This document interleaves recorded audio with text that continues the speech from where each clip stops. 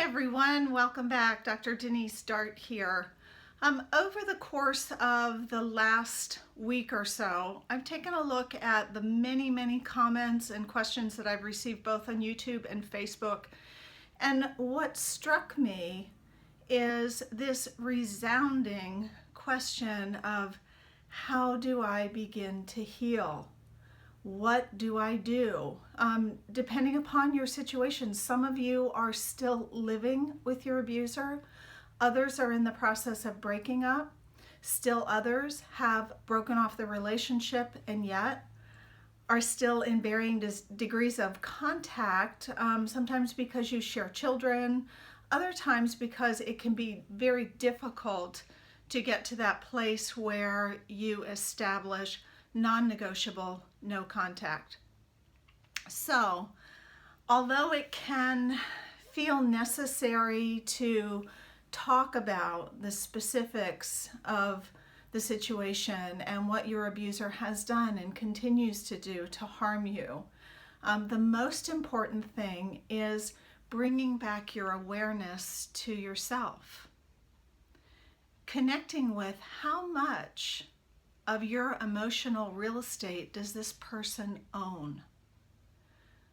Obviously, there is pain and distress and confusion associated with being in an abusive relationship or just recently out of an abusive relationship.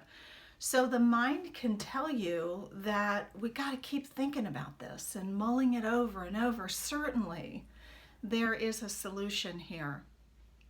And that is the place where we create suffering for ourselves without knowing it.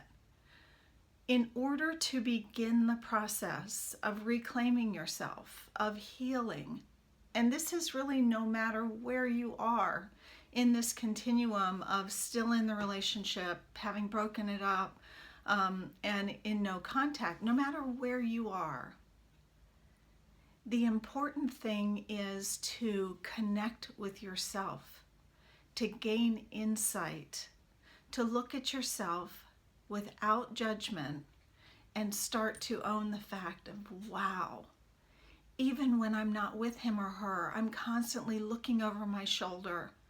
The threats of what will happen if I leave this person, of what they will do in court to keep me from seeing my children, or the smear campaign that things they're gonna tell my family and friends true and many not true. All of these things have created a fear that has kept you connected to this individual. For many years, it may have kept you in the relationship for fear that you know what's coming should you decide to reclaim yourself and leave. So when I get questions asking, I need advice. Every situation is different, and yet across the board, the similarities are amazing. And the reason for that is that this type of person, the controlling abuser, the narcissistic abuser, they tend to have a very small repertoire of what they do over and over, the tactics that they use to lure in their victims, to keep victims under their control, to schmooze you or hoover you right back in when you get the strength to leave. So if you are just learning, I strongly suggest you go back to the beginning of my videos. There are something like 80 some videos available out there. I want you to go back and look at the tactics that are used by the emotional abuser.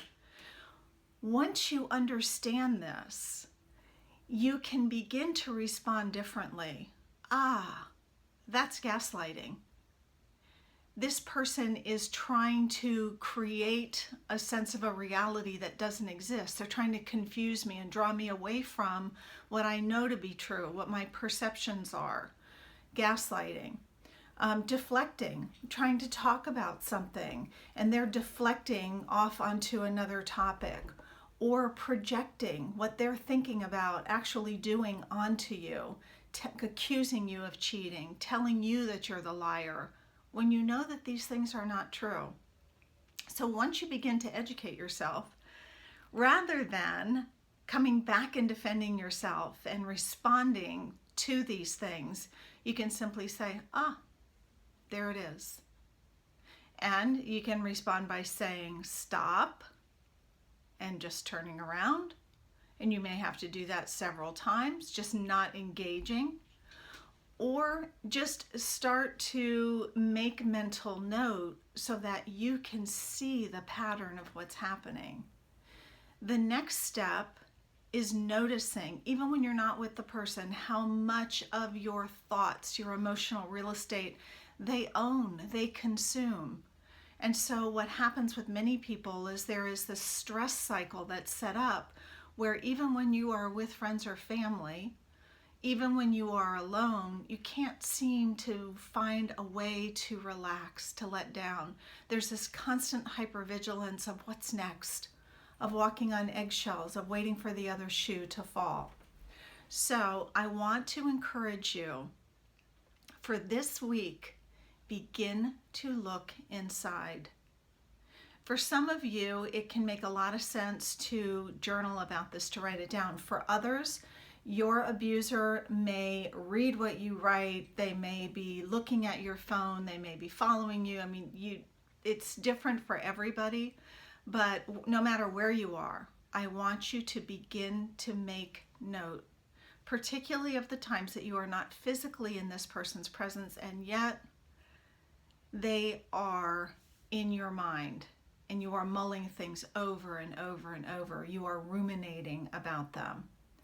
So in the next video, I'm going to talk about a way to disconnect from this. But the very first thing that you have to do is recognize that it's happening.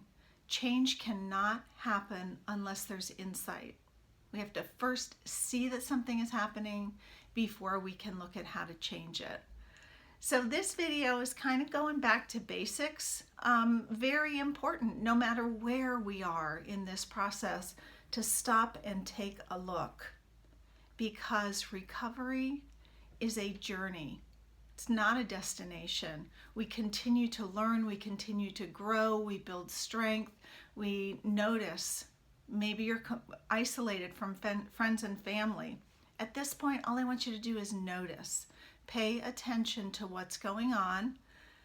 Since I've been off of videos for about 2 weeks now, I'm going to be doing a series of videos in close succession this week. So you can look for that video next of, okay, now I've got some insight. Now I see what's going on.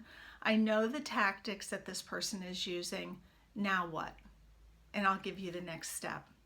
So go out and make it a great day. Thanks for tuning in today, and I will see you soon.